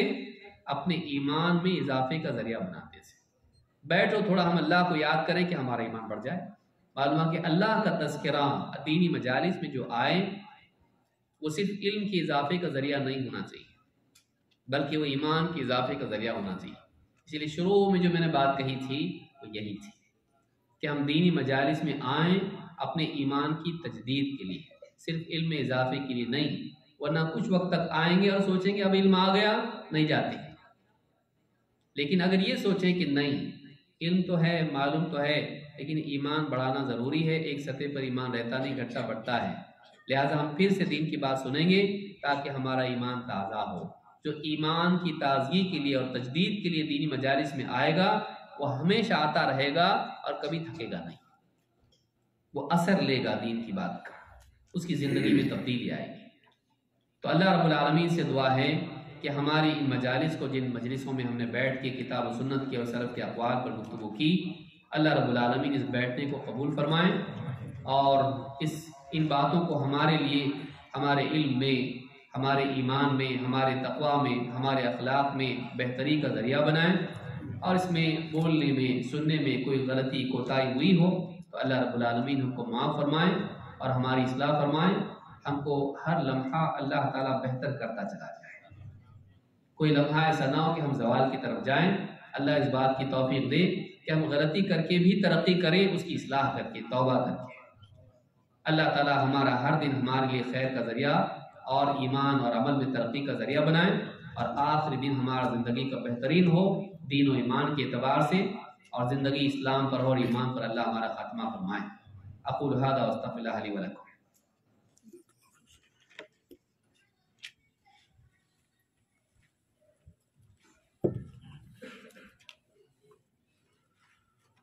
بسم اللہ والصلاۃ والسلام علی رسول اللہ وبعد۔ اس دور علمیہ کے اختتام پر سب سے پہلے تو ہم اللہ رب العالمین کا شکر ادا کرتے ہیں کہ اللہ رب العالمین نے ہمیں اس دور علمیہ کے انعقاد کرنے کی توفیق دی۔ بڑا ہی قیمتی علمی، منہجی اور دعوتی اور تربیتی دورہ رہا، جس سے آپ سب لوگوں نے بھرپور فائدہ اٹھایا۔ اس پر ہم اللہ رب العالمین کا شکر ادا کرتے ہیں، ساتھ ہی ساتھ دعویٰ سینٹر کے تمام ذمہ داروں کا، جنہوں نے شیخ محترم کو یہاں بلانے کی موافقت دی اور ہمیں موقع فراہم کیا کہ ہم شیخ کے علم سے استفادہ کریں اور شیخ سے کچھ سیکھیں۔ لہذا دعویٰ سینٹر کے ذمہ داروں کا بھی ہم شکریہ ادا کرتے ہیں، ساتھ ہی ساتھ ہمارے جو دعات ہیں، جو ہمارے علماء ہیں، ان کا بھی ہم شکریہ ادا کرتے ہیں، جو الحمدللہ دعویٰ سینٹر سے جڑے ہوئے ہیں اور دعوت تبلیغ کے فرائض انجام دے رہے ہیں۔ اللہ تعالیٰ ان کی محنتوں کو، کوششوں کو قبول فرمائے۔ اس طریقے سے جو ہمارے متعاونین ہیں اور جو ہماری متعاونات ہیں، خواتین ہیں، مرد اور خواتین، ان کا بھی ہم بہت شکریہ ادا کرتے ہیں کہ انہوں نے جب سے دورہ کا اعلان ہوا اسی وقت سے اس دورے کی کامیابی کے لیے بھرپور محنت شروع کی۔ خواتین نے بھی بڑھ چڑھ کر کے حصہ لیا، ہمارے متعاونین نے بھی ہر طرح کا تعاون کیا۔ اللہ تعالیٰ ان کے علم میں، عمر میں، مال میں اور ان کی اولاد میں تمام چیزوں برکت عطا فرمائے، اور اللہ تعالیٰ نظر بد سے بچائے اور ان کی محنتوں اور کوششوں کو اللہ رب العالمین قبول فرمائے۔ اس طریقے سے آپ لوگ ہیں کہ آپ لوگوں نے وقت نکالا اور ہمارے ساتھ 10 دنوں سے جڑے رہے اور اس محفل میں شریک ہوتے رہے۔ اللہ تعالیٰ آپ لوگوں کی حاضری کو قبول فرمائے، علم میں اضافے کے ساتھ ساتھ عمل میں بھی اضافہ فرمائے۔ یہی اصل چیز ہے، یہی خلاصے کلام ہے، یہی خلاصے دورہ ہے کہ جو کچھ ہم نے سیکھا ہے اس پر اللہ تعالیٰ سے ہم عمل کرنے کی توفیق مانگیں۔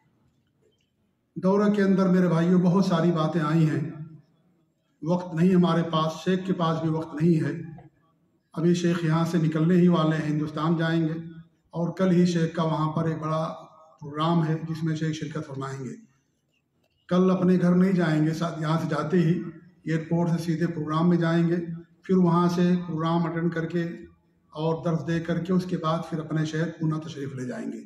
شیخ کا شیڈول اتنا مصروف ہے، ہم شیخ کے بہت ہی شکر گزار ہیں کہ شیخ اپنا قیمتی وقت ہمیں دیا، اور امید کرتے ہیں کہ انشاءاللہ شیخ مستقبل میں بھی ہمیں انشاءاللہ اس طرح کا وقت دیتے رہیں گے اور ہمیں استفادے کی کا موقع فراہم کریں گے۔ میرے بھائیوں، جو کچھ ہم نے پڑھا اور سنا اس کا لب لباب اور خلاصہ یہ ہے کہ دلیل حق نہیں ہوتا ہے، دلیل حق نہیں ہے۔ دلیل حق کیا ہے؟ اس دلیل سے صحیح استدلال۔ دلیل سب کے پاس ہوتی ہے، جہمیہ کے پاس بھی دلیل ہے، اہل بدعت کے پاس بھی دلیل ہے، قبر پرستوں کے پاس بھی دلیل ہے، اور جو مار کاٹ کرواتے ہیں جہاد کے نام پر نوجوانوں کو ہلاکت و بربادی کی طرف لے کر کے جاتے ہیں، ان سب کے پاس بھی دلیلیں ہوتی ہیں۔ دلیل حق نہیں ہے۔ حق کیا ہے؟ اس دلیل سے صحیح استدلال کرنا، یہ اصل چیز ہے۔ جامعہ نے قرآن ہی سے کہا کہ قرآن مخلوق ہے۔ اللہ نے قرآن میں کیا فرمائے؟ وَخَلَقَ كُلَّ شَيْءٍ، اللہ نے ہر چیز پیدا کی ہے، ہر چیز میں قرآن بھی آتا ہے، لہذا قرآن مخلوق ہے، نعوذ باللہ۔ یہ کفریہ مسئلہ اور عقیدہ گڑھا انہوں نے کس سے؟ قرآن سے، کہ قرآن مخلوق ہے۔ حالانکہ دلیل تو اپنی جگہ پر درست ہے، گڑبڑی کہاں ہے؟ گڑبڑی یہاں پر ہے کہ اس دلیل کا، اس آیت کا معنی اور مفہوم انہوں نے نہیں سمجھا جو صحابہ نے، سلف صالحین نے سمجھا۔ کل شے میں ہر چیز وہ جس کو اللہ نے پیدا کیا۔ قرآن اللہ نے پیدا نہیں کیا ہے، قرآن اللہ تعالیٰ کا علم ہے، اللہ کی ذات سے متعلق ہے۔ اگر قرآن مخلوق ہو جائے تو اللہ تعالیٰ بھی مخلوق ہو جائے گا، نعوذ باللہ من ذالک، اور اس سے بڑا کوئی کفر نہیں ہوگا۔ اللہ تعالیٰ نے قرآن کریم فرمائے ملک سبا کے بارے میں، جو یمن میں جس کی حکومت تھی، کیا فرمایا؟ اوتیت من کل شیء، اسے ہر چیز دے دی گئی تھی، ہر چیز۔ تو کیا کل شیء سے مراد دنیا کی تمام چیز مراد ہے؟ یقیناً یہ مراد نہیں ہے۔ یمن چھوٹا سا حصے پر اس کی حکومت تھی، دنیا کی تمام چیزیں، ہر چیز اس کے پاس نہیں تھی۔ اسے چڑیوں کی بولی بھی نہیں آتی تھی، اسے چونٹی کی بولی نہیں سمجھ میں آتی تھی، اسے صرف یمن پر حکومت دی گئی۔ یمن پوری دنیا نہیں ہے، دنیا کے اور سارے حصے باقی ہیں، اس پر اس کی حکومت نہیں تھی، اسے ہر چیز نہیں دی گئی تھی۔ ہر چیز سے مراد یہ ہے کہ اس کی حکومت کے لیے جو چیزیں ضروری تھیں ان چیزوں کو اللہ نے اسے عطا کر رکھا تھا۔ تو کہاں گڑبڑی پیدا ہوئی؟ گڑبڑی پیدا ہوئی استدلال کے اندر۔ اس لیے صرف دلیل پہ نہ جانا کہ قرآن کوئی پیش کر دے، کوئی آیت پیش کر دے، کوئی حدیث پیش کر دے اور یہ سمجھ لیں کہ اس کی بات تو درست ہے، وہ صحیح منہج والا ہے، صحیح عقیدے والا، ایسا نہیں ہے۔ جب تک کہ اس کا استدلال صحیح نہیں ہوگا اس کی بات برحق نہیں ہوگی۔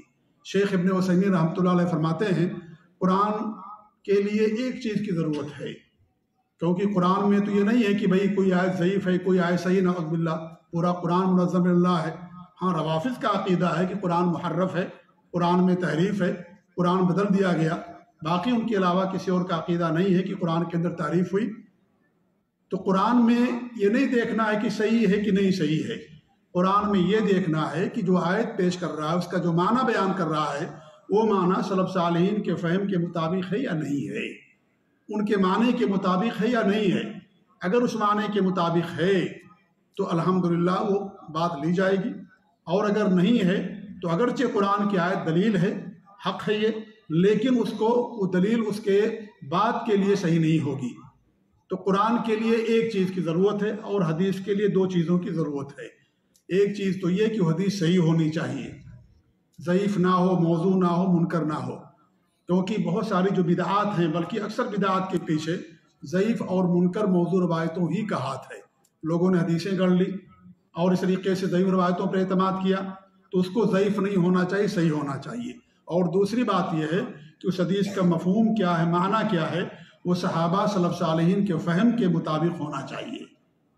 یہ بہت بنیادی بات انہوں نے بیان کی ہے، کیونکہ آج دیکھیے ہمارے ملکوں میں لوگ قرآن کی دلیل دیتے ہیں، عید میلاد النبی منانے والے، شب برات منانے والے، شب معراج منانے والے، خرافات کرنے والے، شرک کرنے والے، قبروں کی پوجا کرنے والے، وہ سب کے سب قرآن اور حدیثوں سے ہی دلیل دیتے ہیں۔ ایک آدمی جو نہیں سمجھتا ہے، اسے عربی نہیں آتی ہے، سلف صالحین کا اس کے پاس علم نہیں ہے، وہ انسان قرآن کی آیت اور حدیث دے کر کے، سن کر کے دھوکے میں آ جاتا ہے۔ اس لیے کبھی دھوکے میں نہیں آنا چاہیے، ان سے علم حاصل کیے جو اہل حق علماء ہیں۔ یہ پوری کتاب کے اندر، پورے قرآن میں، پوری حدیث میں، سلف صالحین کی ساری کتابوں میں جہاں بھی علماء کی طرف رجوع کرنے کی بات کہی گئی ہے، اس سے مراد علماء سلف ہیں، उलमाए हक़ हैं, उलमाए रब्बानीन हैं, बातिल उलमा नहीं हैं, बिदअत के उलमा नहीं हैं, फितने के उलमा नहीं हैं। बहुत सारे ऐसे भी उलमा इस दौर में गुजरे हैं जो फखरिया कहते थे हम फितने के दाई हैं। यूसुफ कर्दावी वो कहा करता था कि मैं फितने का दाई हूँ, मुझे इस बात पर फ़ख्र है। हम अल्हम्दुलिल्लाह तौहीद के दाई हैं, सुन्नत के दाई हैं, उम्मत की हिफाजत के और मुसलमानों के खून की, उनकी इज़्ज़त व आबरू की हिफाजत के हम दाई हैं। अल्हम्दुलिल्लाह हमें इस पर अल्लाह रब्बुल आलमीन का शुक्र अदा करना है। तो ऐसे उलमा की तरफ रुजू नहीं करना है जिनके पास बड़े बड़े टाइटल लगे हुए हैं कि वो भी उलमा हैं।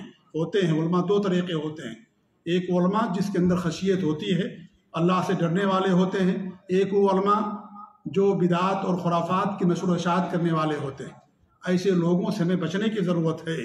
लिहाजा इस पूरी किताब के अंदर जो आप सब लोगों को बताया गया है वही कि सही रास्ते पर चलना, रास्ता एक ही जन्नत तक ले जाने वाला, कई रास्ते नहीं है। सिरात मुस्तकीम एक ही है जो हर नमाजी हर रकात के अंदर अल्लाह ताला से दुआ करता है। एक ही रास्ता जन्नत तक पहुंचाने वाला, वो सलफ सालिहीन का रास्ता है। हमारे नबी से पूछा गया, जब आपने जिक्र किया कि 73 फ़िरक़े हो जाएंगे, एक फ़िरक़ा तो नबी के ज़माने से है, 72 फ़िरक़े और मज़ीद पैदा हो जाएंगे। पूछा गया कि जन्नत के अंदर कौन जाएगा? कहा जिस पर मैं हूँ और मेरे सहाबा हैं। जो सहाबा के रास्ते को अपनाएगा, सलफ सालिहीन के तरीके पर चलेगा, वही जन्नत का हकदार होगा। कसरत के अंदर दलालत है, गुमराही है। कसरत ये बरहक होने की दलील नहीं है। लिहाजा हक़ क्या है? हक़ ये है कि किताबुल्लाह और सुन्नत रसूल को सलफ सालिहीन के फ़हम और अक़ीदे के मुताबिक समझना, और उलमा हमारे लिए उसके लिए ज़रिया और सबब हैं। अल्लाह ने दीन को दुनिया के अंदर आसमान से नहीं उतार दिया, न किसी पहाड़ पर, न किसी समंदर पर, न किसी जजीरे पर। कुरान अल्लाह ने भेजा तो अल्लाह, और किताबें अल्लाह ने भेजी तो अल्लाह रब्बुल आलमीन ने उस किताब को दीन को समझाने के लिए उलमा भी इंसानों में से भेजे। हम दीन को समझने के लिए उलमा के मोहताज हैं।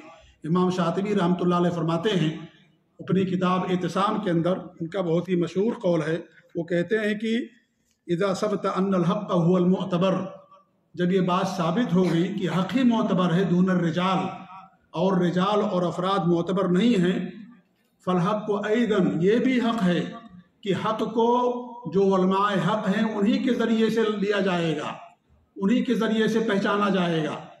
इसलिए सलफ सालिहीन से आता है, जब वो किसी मुल्क और किसी शहर में जाते थे किसी से मिलने के लिए तो पूछते थे कि वहाँ तुम्हारे उलमा कौन से हैं।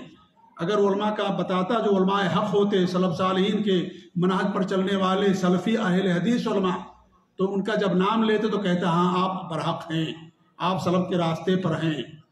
तो उलमा मोतबर तो नहीं है अगर उनकी कोई बात किताबुल्लाह और सुन्नत रसूल के ख़िलाफ़ है, लेकिन जो उलमाए हक़ है उन्हीं के ज़रिए से हमें दीन का इल्म हासिल करना है।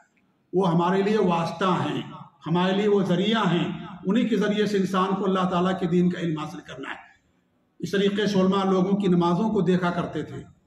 मुहद्दिसीन जब जाते थे किसी हदीस लेने के लिए, कहते थे कि इसकी नमाज कैसी है, किस तरीके से नमाज पढ़ता है।